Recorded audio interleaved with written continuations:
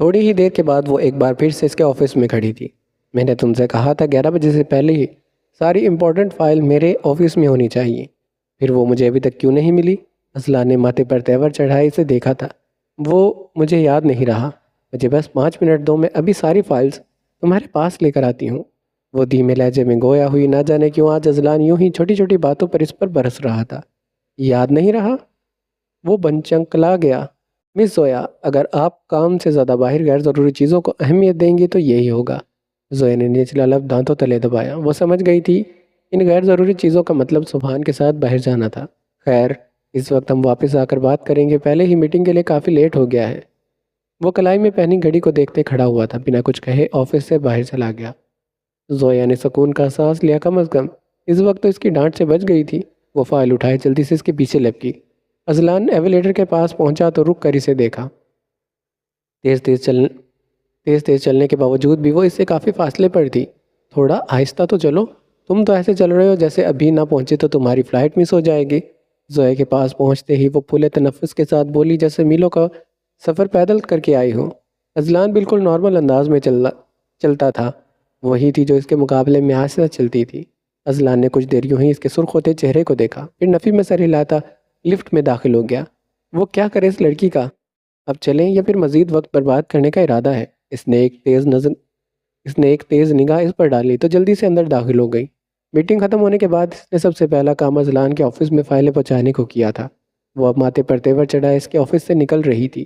ایک بار پھر سے وہ اس کی ڈانٹ سن کر آ رہی تھی، کیونکہ فائلوں کو ٹیبل پر رکھتے وہ غلطی سے ساری فائلز کو گرا بیٹھی تھی، اسی لیے اذلان سے اس کی اچھی خاصی ڈانٹ پڑی تھی۔ اس کا ضبط اب جواب دے گیا تھا۔ پہلے وہ سبحان کی وجہ سے اتنی پریشان تھی، اور اب اذلان کا یہ رویہ اس کا بے تحاشا رونے کو دل چاہا تھا۔ اس نے انگلیوں کے پوروں سے کنپٹی کو سہلایا۔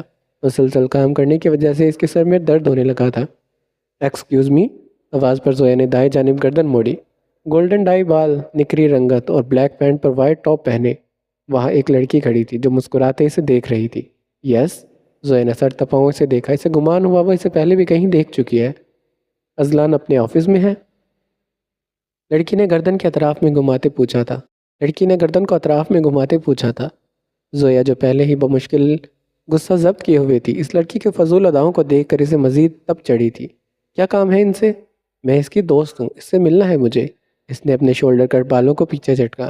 تم جو بھی ہو پہلے یہ بتاؤ، ان سے ملنے کے لیے اپارٹمنٹ لی ہے؟ زویا کی بات سن کر وہ نزاکت سے مسکرائی۔ اس سے ملنے کے لیے مجھے کسی اپارٹمنٹ کی ضرورت نہیں ہے۔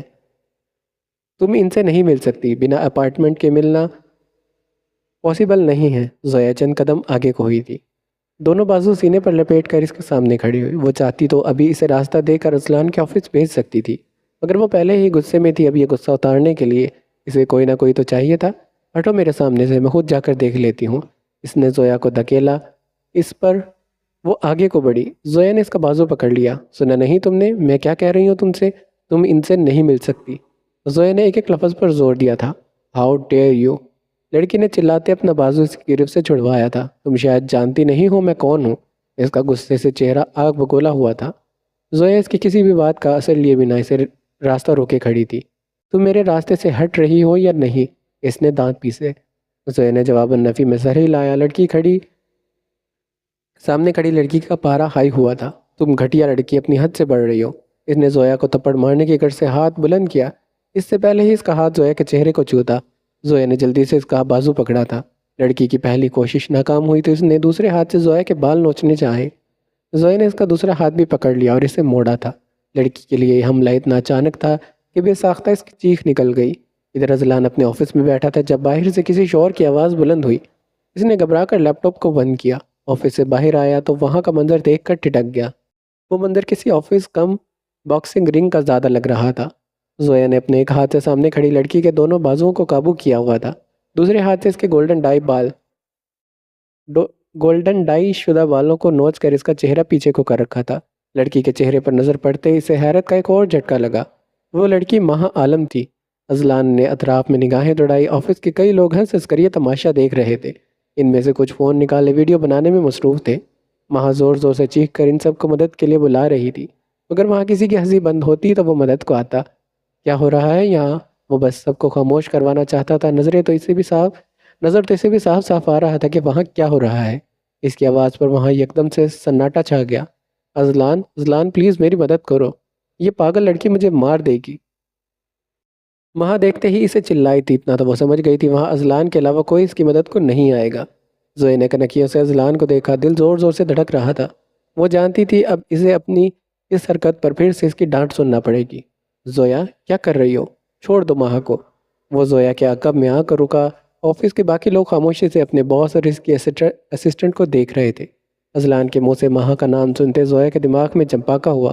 مہا، اذلان اور آصف کی دوست مہا، جسے اس دن آصف کے آفس سے نکلتے دیکھا تھا، وہ مہا نہیں، اس نے مجھ پر ہاتھ اٹھانے کی کوشش کی تھی، میں اسے نہیں چھوڑوں گی۔ زویا نے نفی میں سر ہلایا تھا، آواز میں غصہ تھا۔ یہ لڑکی مجھے مار دے گی اذلان۔ مہا رو دینے کو تھی۔ زویا میں کہہ رہا ہوں تمہیں چھوڑ دو اسے، اس دفعہ اذلان نے ذرا غصے میں کہا۔ زویا نے ایک جھٹکے سے مہا کو چھوڑا۔ مہا گہرے گہرے سانس لیتی ایک نظر اذلان پر ڈال کر فوراً باہر کی جانب تیز تیز قدم بڑھاتی چلی گئی تھی۔ اذلان نے ایک تارانہ نگاہ باقی سٹاف پر ڈالی جو اس کی طرف دیکھتے ہی فوراً وہاں سے غائب ہو گئے تھے۔ میرے آفس میں آؤ ابھی، وہ کہتے ہوئے آگے بڑھ گیا۔ زویا آہستہ آہستہ قدم اٹھاتی اس کے پیچھے آفس میں داخل ہوئی۔ وہ جانتی تھی اب اذلان اس پر غصہ کرے گا اور اسے بس خاموشی سے سننا ہوگا۔ آخر کو مہا اذلان کی دوست تھی، وہ یقیناً اپنی دوست کے انسلٹ ہونے پر غصہ کرے گا۔ یہ سب کیا تھا؟ وہ بھی اس کے عین سامنے کھڑا تھا۔ کیا کیا کیا تھا؟ زویا نے نظریں چرائی۔ ابھی جو میں باہر دیکھ کر آیا ہوں۔ اس کی آواز میں غصہ نہیں تھا۔ زویا نے آنکھیں میچی۔ سبحان، اذلان، مہا، سب کی باتیں اس کے ذہن میں گڑبڑ ہونے لگی۔ پریشانی، غصے کی صورت چہرے پر پھیل گئی۔ وہ جو کچھ بھی تھا آنکھیں کھولی۔ اذلان کے ماتھے پر بل پڑے۔ تمہیں اس سے کیا غرض ہے؟ وہ اب اس کی آنکھوں میں دیکھ رہی تھی۔ تمہیں جان کر کرنا بھی کیا ہے؟ آواز قدرے بلند ہو گئی۔ وہ اب مزید غصے پر قابو نہیں رکھ سکتی تھی۔ تم یہ سب جاننے کی کوشش مت کیا کرو کہ میں نے یہ کیوں کیا۔ تمہیں اس کی کوئی ضرورت نہیں ہے۔ تم بس وہی کرو جو ہمیشہ کرتے ہو، مجھے ڈانٹو، مجھ پر غصہ کرو، چلاؤ مجھ پر۔ وہ جیسے ہر چیز کا غصہ اس پر نکالنے والی تھی۔ زویا، اذلان نے اسے پکارا مگر وہ نہیں سن رہی تھی۔ وہ اس کی نظریں فرش پر تھی۔ یہی تو کرتے ہو تم ہمیشہ، تم ایسا کیوں نہیں کرتے؟ ایک ہی بار مجھے خوب سارا ڈانٹ لو، ہو سکتا ہے اس سے تمہارا غصہ کم ہو جائے، یا شاید اس سے تمہیں سکون مل جائے۔ اذلان کو لگا کسی نے اس کے سینے میں خنجر دے مارا ہو، یا شاید کوئی خنجر دے مارتا تو اس کی تکلیف اس سے کم ہوتی، جو اس وقت زویا کے الفاظ سے اسے محسوس ہو رہی تھی۔ زویا، اب کی بار اس کی آواز مدھم ہوئی تھی۔ وہ 2 قدم آگے آیا۔ زویا نے چہرہ اٹھایا۔ وہ لب بھینچے کھڑا تھا، گہری نیلی آنکھوں میں تکلیف کے اثرات تھے۔ زویا کو اگلے ہی لمحے اپنے گال پر کسی گرم چیز کا احساس ہوا تو وہ چونکی تھی۔ اپنے گال پر ہاتھ رکھا جو آنسوؤں سے تر تھا۔ اسے خود بھی اندازہ نہیں ہوا وہ کب رونے لگی تھی۔ آج سے پہلے وہ کسی کے سامنے یوں کمزور نہیں پڑی تھی، مگر اس وقت وہ خود پر ضبط نہیں کر پائی، نہ غصے پر نہ آنسوؤں پر۔ اس نے ہتھیلی کے پرش سے چہرہ صاف کیا، مگر آنسو تھے کہ تھمنے کا نام ہی نہیں لے رہے تھے۔ یہاں بیٹھو، اذلان نے اسے کرسی پر بیٹھنے کا اشارہ کیا۔ وہ اس کی طرف دیکھے بنا خاموشی سے وہاں بیٹھ گئی۔ اذلان نے اس کی طرف پانی کا گلاس بڑھایا۔ زویا نے لرزتے ہاتھوں سے گلاس اس کے ہاتھ سے لیا اور گھونٹ بھرا۔ اسے اس طرح سے دیکھ کر اذلان کو خود پر غصہ آنے لگا۔ اس کے وہم و گمان میں بھی نہیں تھا کہ وہ اس کے رویے کی وجہ سے اس قدر ہرٹ ہو جائے گی۔ اس لڑکی کو کون بتاتا کہ اس کے آنسو اذلان عباس کو کس قدر تکلیف دے رہے تھے۔ زویا نے گلاس ٹیبل پر رکھا تو اذلان کرسی گھسیٹ کر عین اس کے سامنے بیٹھ گیا۔ زویا سر جھکائے اپنے ہاتھوں کو دیکھنے لگی۔ میں واقعی نہیں جانتا تو تم میرے رویے سے اتنی ہرٹ ہو جاؤ گی۔ وہ اس کی نم آنکھوں کو دیکھتا، وہ اس کی نم پلکوں کو دیکھ رہا تھا۔ وہ اس کے آنسو صاف کرنا چاہتا تھا مگر وہ حق نہیں رکھتا تھا، وہ جانتا تھا، اسی لیے مٹھیاں سختی سے بھینچ رکھی تھی۔ I am really very sorry Zoya, میرا مقصد ہرگز تمہیں ہرٹ کرنے کا نہیں تھا۔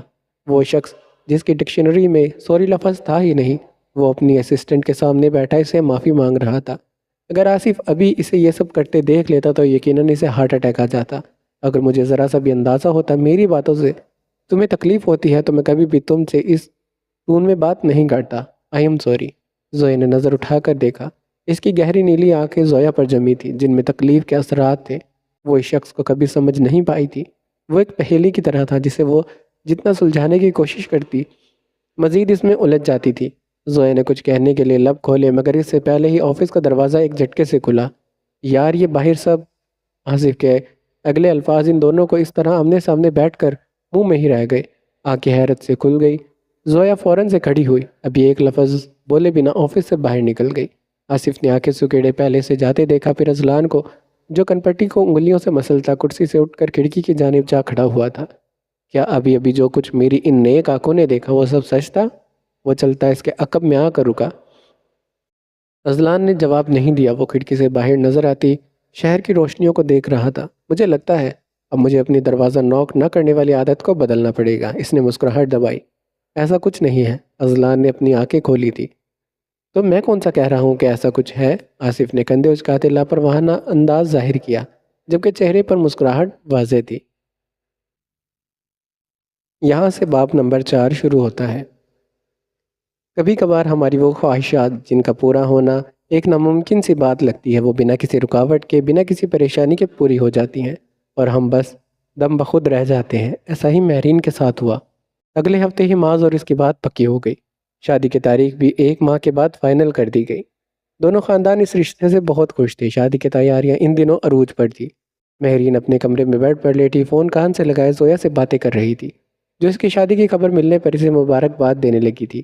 بہت بہت شکریہ، پر صرف فون پر بات کرنے سے کام نہیں چلے گا۔ 1 ہفتہ پہلے ہی تمہیں یہاں میرے گھر آ کر رہنا ہوگا۔ بالکل، ایسا کرنا، آفس کا کام تم سنبھال لینا، میں وہاں آ کر رہ لوں گی۔ زویا ہنسی تھی۔ اب ایسی بھی بات نہیں ہے، تم میرے لیے 2 ہفتوں کی لیو تو لے سکتی ہو نا؟ مہرین کا انداز دوستانہ تھا۔ ہاں، تاکہ تمہارا کھڑوس بھائی مجھے فوراً ہی جاب سے چلتا کرے۔ وہ اتنے بھی برے نہیں ہیں، مہرین نے اپنے بھائی کا دفاع کیا۔ زویا نے گہرا سانس لیا، پھر موضوع بدلنے کے لیے اس سے شادی کی تیاریوں کے متعلق پوچھنے لگی۔ کچھ دیر ایسی باتیں کرنے کے بعد زویا نے کال کو کٹ کر دیا۔ مہرین ابھی فون رکھنے ہی والی تھی جب اس پر دوبارہ سے رنگ ہوا۔ اسکرین پر چمکتا نمبر دیکھ کر چہرے پر مسکراہٹ ابھری۔ آخر جناب کو مجھے کال کرنے کا ٹائم مل ہی گیا، فون کان سے لگائے شرارت بھرے انداز میں کہا۔ تمہیں کال کرنے کے لیے تو میرے پاس ٹائم ہی ٹائم ہوتا ہے۔ خیر، تم بتاؤ گی کہ تم کیا کر رہی تھی؟ معاذ کا انداز کافی خوشگوار تھا۔ کچھ نہیں، بس تمہیں کال کرنے سے پہلے زویا سے بات کر رہی تھی۔ اچھا، اور یہاں میں سمجھ رہا تھا آپ مجھے یاد کر رہی ہوں گی، اس کی اداسی بھرے لہجے میں کہا تو مہرین کھلکھلا کر ہنس دی۔ پتہ ہے معاذ، اس طرح بولتے تمہاری آواز کتنی کیوٹ لگتی ہے۔ آواز کے ساتھ شکل بھی بہت کیوٹ لگتی ہے، کہو تو دکھا دیتا ہوں۔ بالکل، جیسے میں بھی کہوں گی، اور تم۔ وہ بولتے بولتے رکی، غور سے فون میں آتی آواز کو سنا۔ وہ شاید ڈرائیو کر رہا تھا۔ معاذ، تم کہاں ہو اس وقت؟ تمہارے گھر کے سامنے، دوسری جانب سے اطمینان بھرے انداز میں کہا گیا۔ کیا؟ مہرین کو حیرت کا جھٹکا لگا، کرنٹ کھا کر سیدھی ہوئی، تقریباً بھاگتے ہوئے بیڈ سے اتر کر بالکنی میں گئی۔ سامنے ہی معاذ کی کار اندر داخل ہوتی دکھائی دی۔ تم یہاں کیا کر رہے ہو؟ بھائی، اپنی ہونے والی بیوی کو شاپنگ پر لے جانے آیا ہوں۔ اس نے گاڑی کا دروازہ بند کیا، مہرین کو دیکھ کر مسکرایا اور کال کو کٹ کر کے گھر کے اندر چلا گیا۔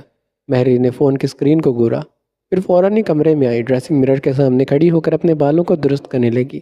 حیرت کے مارے وہ اسی طرح اٹھ کر بالکنی میں چلی گئی تھی، اور اب آئینے میں اپنا عکس دیکھ کر چونکی تھی، کیونکہ اس کے سارے بال بے ترتیب تھے۔ بالوں میں برش پھیرتے ہوئے بھی اس کے چہرے پر بڑی سی مسکراہٹ سجی تھی۔ وہ ابھی تک حیران تھی، جس شخص سے اس نے محبت کی وہ اتنی آسانی سے اس کی قسمت میں لکھ دیا گیا تھا، اسے پانے کے لیے وہ ہمیشہ سے خواب دیکھا کرتی تھی۔ اب وہ بہت جلد حقیقت میں اس کا ہونے والا تھا۔ اس وقت مہرین عباس خود کو دنیا کی خوش قسمت ترین لڑکی سمجھ رہی تھی۔ آنکھ اٹھی محبت نے انگڑائی لی، دل کا سودا ہوا چاندنی رات میں۔ ان کی نظروں نے کچھ ایسا جادو کیا، لٹ گئے ہم تو پہلی ملاقات میں۔ زویا اپنے ڈیسک پر بیٹھی فائلوں کے ڈھیر میں سے کچھ تلاش کر رہی تھی، جب اچانک ہی کسی کے بے سر انداز میں گانے کی آواز پر وہ چونکی تھی۔ سر اٹھایا، عمیر سینے پر بازو لپیٹے، چہرے پر مسکان لیے بہت ہی وثوق سے اسے دیکھ رہا تھا۔ زویا کے چہرے پر ناگواری ابھری۔ اپنی بے سری آواز میں گانا کم کرو، کم از کم بیچارے سنگر کی تو توہین مت کرو۔ اس بیچارے نے سن لیا تو کہیں صدمے کے مارے خودکشی نہ کر لے۔ زویا نے کہتے توجہ دوبارہ سے فائلوں پر مرکوز کی۔ عمیر اس کی بات کا اثر لیے بنا ٹیبل کے دوسری جانب آ کھڑا ہوا، وہ اور اپنی انگلی سے ٹیبل کو بجانے لگا۔ زویا نے نظریں اٹھائی، وہ مسکرایا۔ کیا؟ زویا نے سوالیہ ابرو چکائے تھے۔ کیا؟ عمیر نے معصوم شکل بنائی۔ زویا نے گہری سانس لیتے کرسی سے ٹیک لگائی۔ ویسے تمہیں ایک مشورہ دوں؟ بالکل مفت۔ زویا کی بات سن کر اس نے دونوں ہاتھ ٹیبل پر رکھے اور آگے کو جھکا۔ ویسے تم کیا ہر کسی کو مشورے مفت دیتی ہو؟ بالکل مفت نہیں، خاص تمہارے لیے ہے۔ وہ زہر خندق لہجے میں بولی تو وہ الٹا مسکرایا تھا۔ ذہن نصیب، آخر کچھ تو خاص ہے تمہارے پاس، وہ بھی میرے لیے۔ آہ، کیا قسمت ہے میری۔ فرضی کالل جھاڑے تھے، زویا سے دیکھ کر رہ گئی۔ اس پر اپنی بےزتی کا بھی کوئی خاص اثر نہیں ہوا تھا، یقیناً وہ بہت ڈھیٹ تھا۔ ریڈیو، یہاں کیا کر رہے ہو؟ آصف عمیر کے عقب میں آ کھڑا ہوا تھا۔ وہ سب اس گانے گانے اور زیادہ بولنے کی وجہ سے ریڈیو بلاتے تھے۔ اس کا ماننا تھا وہ ایک چلتا پھرتا ریڈیو ہے۔ میں نے دیکھی بیچاری زویا اکیلے بیٹھی بور ہو رہی تھی تو سوچا اسے باتیں کر لوں۔ وہ مسکرایا، اور یہ بھی مجھے کہہ رہی ہے کہ میں اسے بالکل اپنے بڑے بھائیوں کی طرح ہی سمجھوں۔ زویا نے لہجے کو سنجیدہ بنایا۔ عمیر کی مسکراہٹ غائب ہو گئی تھی۔ جھوٹ، بالکل جھوٹ، میں نے ایسا کچھ نہیں کہا۔ عمیر نے آنکھیں پھاڑے سے دیکھا تھا۔ ایسا ہی کہا تھا تم نے عمیر، بلکہ عمیر کیوں، اب تو تم میرے بڑے بھائی بن گئے ہو۔ بھائی کہنا ٹھیک رہے گا، کیوں عمیر بھائی؟ معصومیت سے پلکیں جھپکائی۔ استغفر اللہ، تم کیا ہر راہ چلتے کو بھائی بنا لیتی ہو؟ عمیر نے برا سا منہ بنایا۔ نہیں عمیر بھائی، خاص آپ کے لیے ہے۔ اس نے بھائی لفظ پر زور دیا تو عمیر نے کانوں پر ہاتھ رکھے دائیں بائیں سر کو ہلایا۔ میں سن نہیں رہا، مجھے کچھ بھی سنائی نہیں دے رہا، لگتا ہے میں بہرا ہو گیا ہوں۔ آصف اور زویا دونوں اس کی اداکاری پر ہنس دیے تھے۔ زویا انگیجڈ ہے میرے بھائی، آصف نے عمیر کے کندھے پر بازو پھیلائے۔ تو یہاں تو تمہاری دال نہیں گلنے والی، اور جہاں تک مجھے یاد ہے تو تم پچھلے مہینے اپنی منگیتر کو منانے کراچی گئے تھے۔ تم انگیجڈ ہو؟ عمیر نے آصف کو نظر انداز کرتے پوچھا۔ زویا نے اس بات میں سر ہلایا۔ اوہ، عمیر نے ڈراماٹک انداز میں سینے پر ہاتھ رکھے۔ تمہیں کیا ہوا ہے؟ اذلان ابھی باہر آیا تھا، ان تینوں کو وہاں دیکھ کر انہی کی طرف چلا آیا۔ نظر عمیر کے اداس چہرے پر تھی۔ نہ چھیڑو ہمیں، ہم ستائے ہوئے ہیں، بہت زخم سینے پر کھائے ہوئے ہیں۔ عمیر نے گانا گاتے اذلان کے کندھے پر سر رکھا تھا۔ پیچھے ہٹو۔ اذلان نے اسے پرے دھکیلا تو وہ آصف کی جانب بڑھا۔ آصف اسے اپنی جانب آتے دیکھ کر فوراً سے اپنے آفس کی جانب بھاگا تھا۔ رک جا آصف، دھوکے باز انسان۔ عمیر کے چہرے پر اداسی کی جگہ غصے نے لے لی۔ وہ چلاتا ہوا آصف کے پیچھے چلا گیا تھا۔ اب بس وہاں وہ دونوں تھے۔ زویا مسکرا رہی تھی، جیسے ہی سامنے کھڑے اذلان پر نظر پڑی تو مسکراہٹ غائب ہو گئی۔ آج 2 بجے کے بعد کوئی میٹنگ ہے زویا؟ جی۔ زویا نے اسے دیکھتے ہوئے اس بات میں سر ہلایا۔ ان دنوں ان دونوں کی گفتگو بہت مختصر ہوتی تھی۔ اسے کینسل کر دو، وہ کہتے ہوئے اپنے آفس میں چلا گیا۔ زویا کتنی ہی دیر وہاں بیٹھی اس جگہ کو دیکھتی رہی جہاں وہ کچھ دیر پہلے کھڑا تھا۔ پچھلے ہفتے آفس میں ہونے والی گفتگو کے متعلق دونوں نے دوبارہ کوئی بات نہیں کی تھی۔ دونوں ایسے ظاہر کر رہے تھے جیسے اس دن جو کچھ ہوا وہ بھول گئے ہوں۔ مگر ایک چیز زویا نے نوٹس کی تھی، وہ میٹنگز کے لیے جاتے ہوئے آہستہ چلتا تھا۔ زویا اس کے ہم قدم ہو کر چل سکے، اور نہ وہ اس سے غصے میں بات کرتا تھا۔ اول تو وہ ایک دوسرے سے زیادہ بات چیت کرتے ہی نہیں تھے، اور جب بات کرتے تھے تو آفس کے کام کے متعلق ہی کرتے تھے۔ اذلان اپنے آفس میں آیا تو سامنے ٹیبل پر پڑے کاغذ پر نظر پڑی۔ اس نے کاغذ اٹھا کر دیکھا جس پر اس کا نمبر لکھا تھا۔ وہ اب روزانہ اس کے آنے سے پہلے ہی کاغذ پر نمبر لکھ کر یہاں رکھ جاتی تھی۔ اذلان نے ہمیشہ کی طرح آج بھی وہ کاغذ اپنے کوٹ کے اندرونی جیب میں ڈال لیا اور اپنی کرسی پر آ کر بیٹھ گیا۔ ملک اشرف کو پولیس نے گرفتار کر لیا تھا۔ کسی نے اس کے اسلحہ اسمگل کروانے اور بیرون ملک جائیدادوں کی ساری انفارمیشن لیک کر دی تھی۔ ایسا کرنے والا کون تھا کوئی نہیں جانتا تھا، مگر وہ شخص جانتا تھا جو اس وقت اپنے کمرے میں بیٹھا ٹی وی پر چلتی نیوز کو دیکھ رہا تھا، جس میں ملک اشرف کی بڑی سی تصویر دکھائی دے رہی تھی۔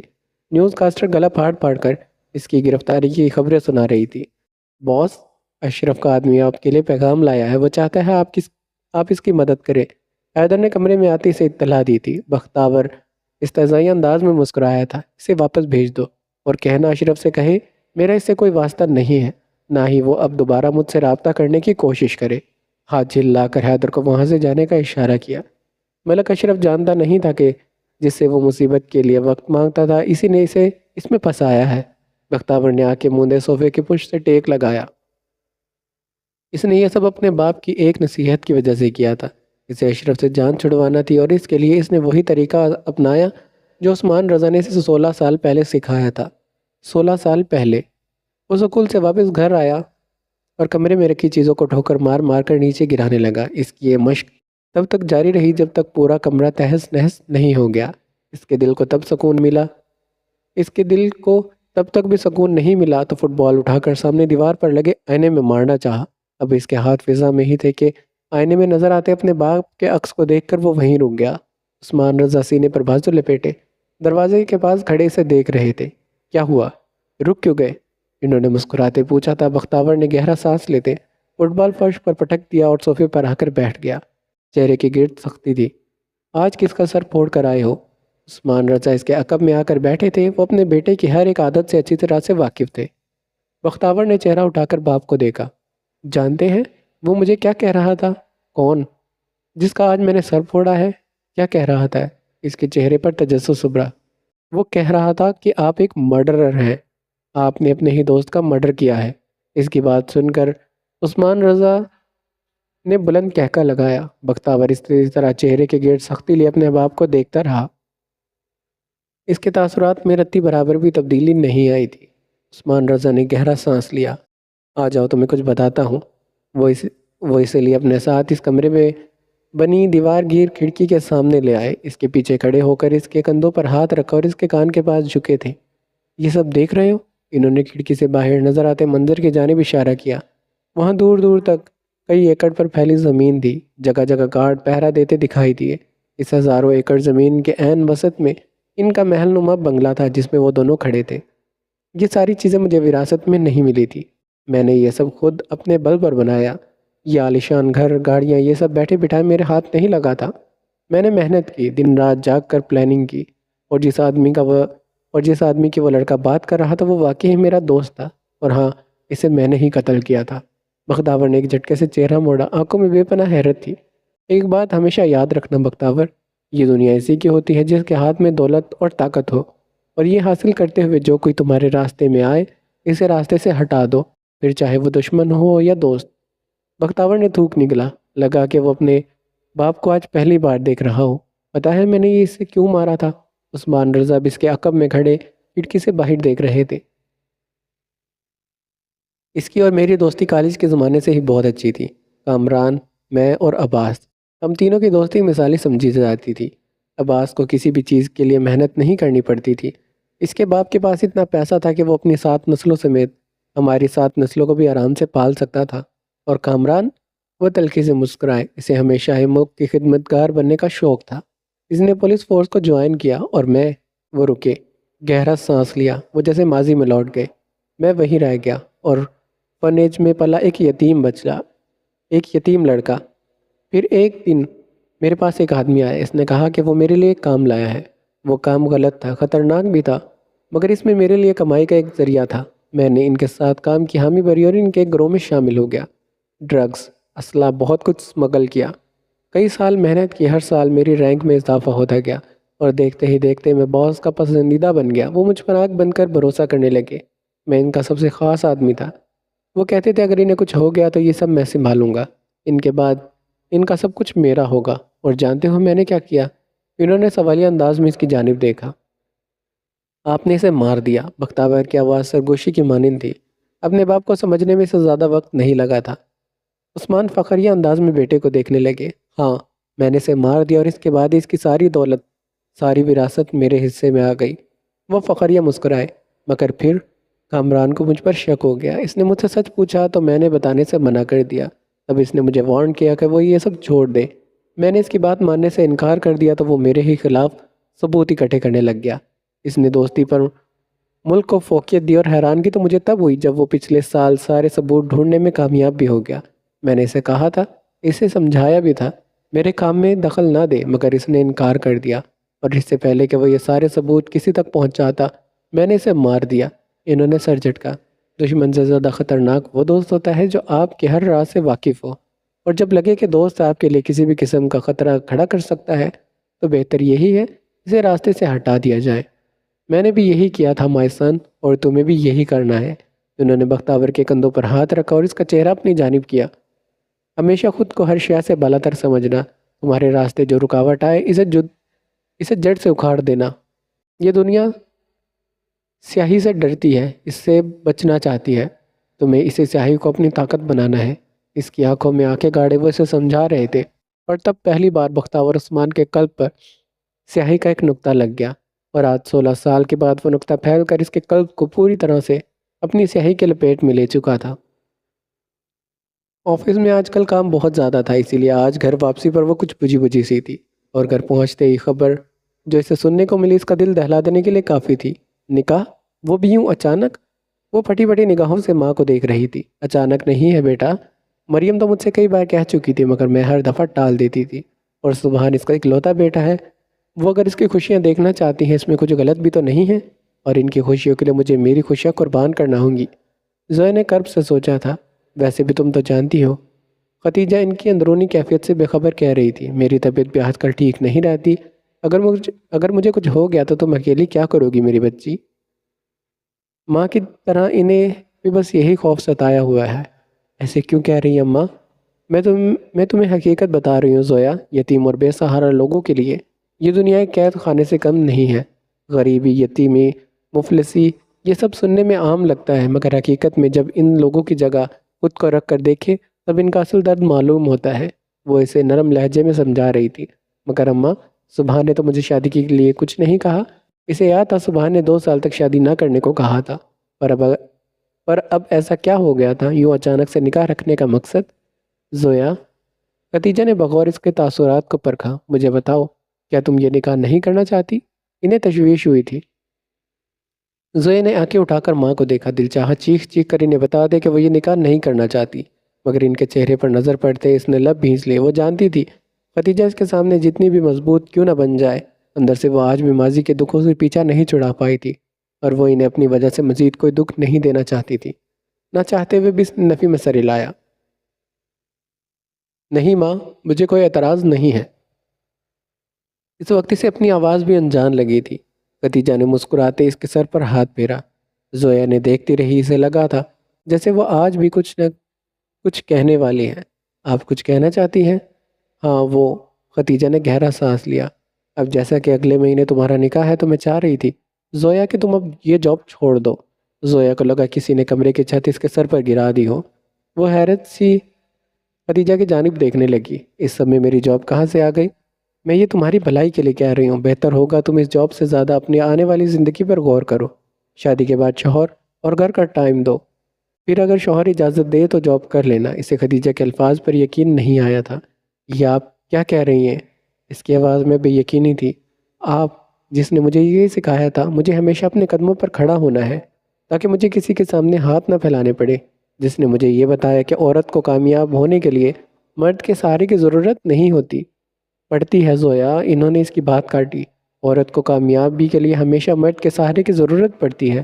ضروری نہیں وہ سہارا فائنینشلی ہو، وہ ایموشنلی بھی ہو سکتا ہے۔ مرد کی ایموشنلی سپورٹ عورت کے لیے بہت ضروری ہے۔ اس طرح عورت خود کو اور بھی مضبوط محسوس کرتی ہے۔ مرد کا کندھا اس کے لیے ڈھارس ہوتا ہے۔ وہ ڈھارس باپ، بھائی اور شوہر کی صورت میں اسے میسر ہو سکتا ہے۔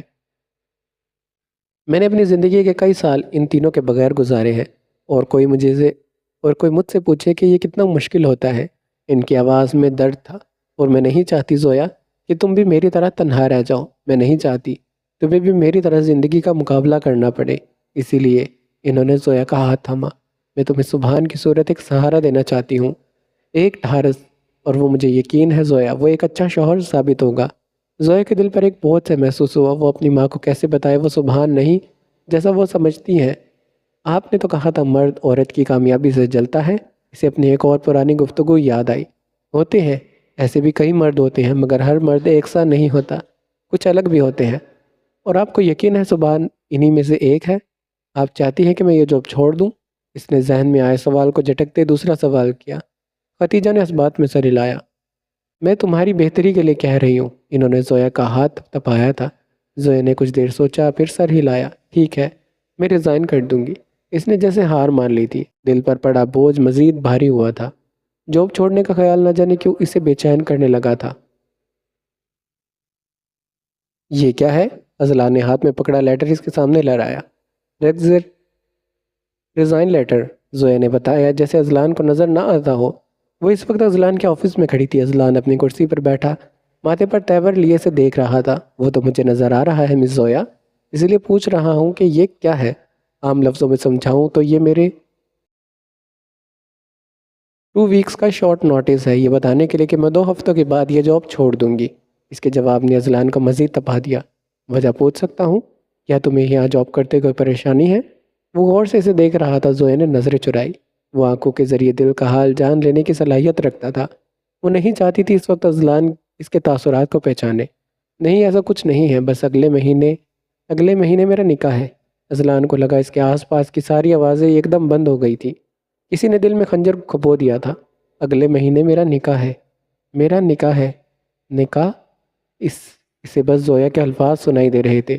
وہ یک ٹک اس کا چہرہ دیکھتا رہا جو اس کے علاوہ باقی ہر شے کو دیکھ رہی تھی۔ آئی سی۔ اذلان نے خود پر قابو پانے کے لیے سر ہلایا۔ تو نکاح کے لیے جاب چھوڑنا ضروری ہے کیا؟ اس کی آواز میں کچھ تھا، آس، امید، مگر زویا نے وہ محسوس نہیں کیا۔ کیا ہوتا اگر کر لیتی تو؟ ہاں، یک لفظی جواب۔ اذلان کچھ لمحے سے دیکھتا رہا، پھر گہری سانس لیتا پین اٹھایا اور لیٹر پر سائن کر دیے۔ لے مس زویا۔ اس نے پین کا کیپ بند کرتے اسے واپس رکھا، پھر اپنی کرسی پر سیدھا ہوا۔ By the way, congratulations. وہ اسے نکاح پر مبارکباد دے رہا تھا اور وہ ہونکو کی طرح اس کا چہرہ دیکھنے لگی جیسے اس نے کوئی انہونی سی بات کہہ دی ہو۔ مس زویا؟ اذلان کے ماتھے پر بل پڑے۔ زویا چونکی تھی۔ تھینک یو، بمشکل مسکرانے کی کوشش کرتے ہوئے کہا اور آفس سے باہر چلی گئی۔